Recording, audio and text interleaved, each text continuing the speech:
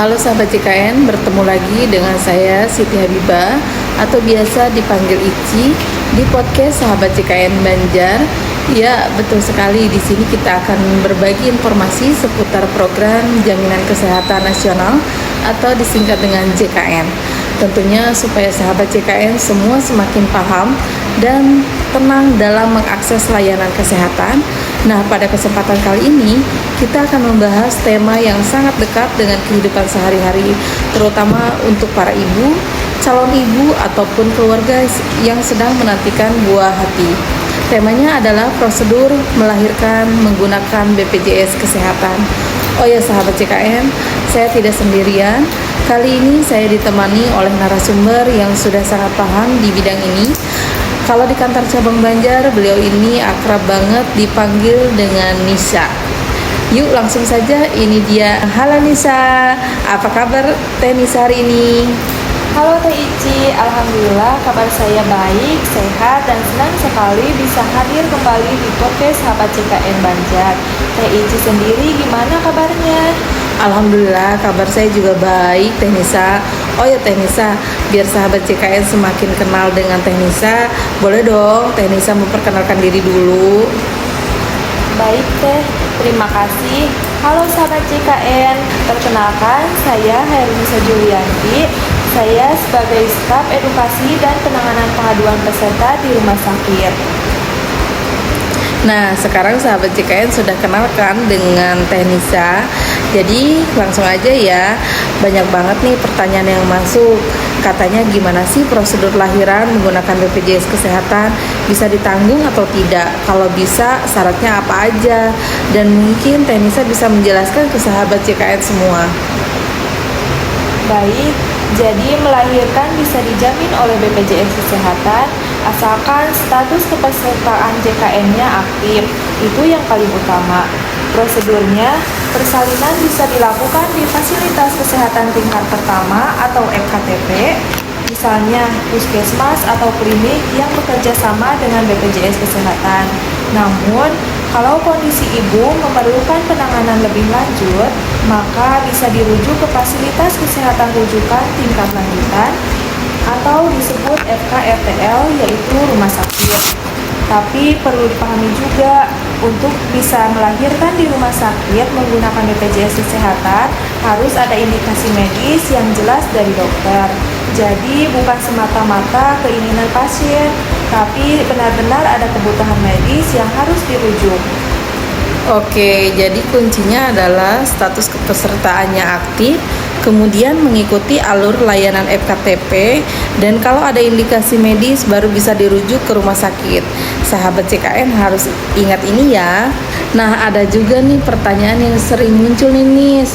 Katanya kalau mau lahiran menggunakan BPJS Kesehatan harus ada hasil pemeriksaan ANC. Betul begitu? Iya betul Teh, tapi sebelum itu sahabat JKN mungkin perlu tahu apa sih ANC itu. ANC adalah singkatan dari Antenatal Care, yaitu pelayanan kesehatan yang diberikan kepada ibu hamil secara rutin selama masa kehamilan. Tujuannya adalah untuk menjaga kesehatan ibu dan janin, mendeteksi komplikasi sejak dini, dan memberikan edukasi seputar kehamilan hingga persalinan. Dengan ANC, tenaga kesehatan bisa mengetahui kondisi ibu, apakah ada risiko tertentu atau tidak. Jadi, ketika tiba persalinan, sudah ada catatan medis yang jelas dan bisa menjadi dasar rujukan kalau memang dibutuhkan tindakan khusus seperti operasi sesar. Wah, jadi ternyata ANC ini sangat penting ya Teh Nisa. Bukan hanya formalitas semata, tapi juga untuk memastikan kondisi kesehatan ibu dan bayinya terpantau dengan baik. Betul sekali, ANC bukan hanya untuk ibu hamil yang beresiko, tapi semua ibu hamil dianjurkan melakukan ANC secara rutin. Karena manfaatnya sangat besar, baik untuk kesehatan ibu maupun keselamatan bayi. Nah, sahabat JKN, jadi sudah jelas ya, persalinan ditanggung oleh program JKN, baik persalinan normal maupun tindakan operasi sesar. Tapi ingat, penjaminan ini hanya berlaku jika prosesnya sesuai prosedur dan ada indikasi medis dari tenaga kesehatan. Jadi, kalau seorang ibu hamil membutuhkan tindakan khusus, misalnya harus operasi sesar karena ada faktor risiko atau kondisi tertentu, maka seluruh biaya pelayanan akan dijamin oleh BPJS Kesehatan sesuai dengan ketentuan. Dengan begitu, peserta JKN tidak perlu khawatir soal biaya yang besar. Betul sekali Teh Ici, kuncinya ada 3. Pertama, status kepesertaan aktif. Kedua, mengikuti alur layanan mulai dari FKTP hingga rujukan rumah sakit. Ketiga, ada indikasi medis yang jelas. Kalau ketiga hal ini terpenuhi, insya Allah persalinan bisa ditanggung penuh oleh JKN. Alhamdulillah, penjelasan dari Tenisa sangat lengkap dan mudah dipahami ya sahabat JKN.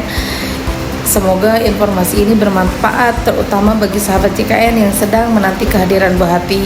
Terima kasih banyak Tenisa sudah hadir dan berbagi pengetahuan bersama kita di podcast kali ini. Sama-sama Teh Ici, semoga sahabat JKN semakin paham dan tidak ragu lagi menggunakan BPJS Kesehatan saat melahirkan. Oke Tenisa, makasih banget nih informasinya ya Tenisa. Iya Teh, sama-sama.